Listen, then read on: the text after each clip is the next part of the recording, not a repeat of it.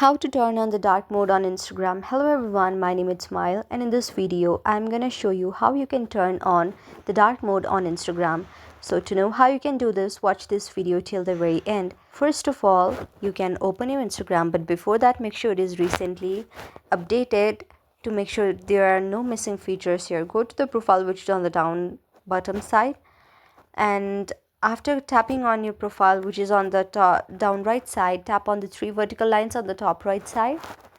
And now when you scroll down, you will see many options right here, but the easy way to do is just search for dark mode on the top search bar.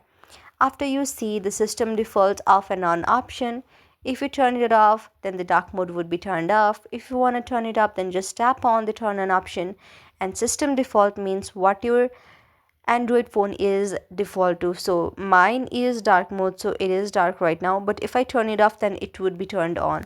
So if I turn the dark mode on my Android, then the dark mode will be turned on Instagram as well. So you can just save anything that you want to by your choice. So this is how you can do it. I hope you like the video. If you like the video, then please do hit the thumbs up and subscribe button, and also comment in the comment section below. Thank you for watching.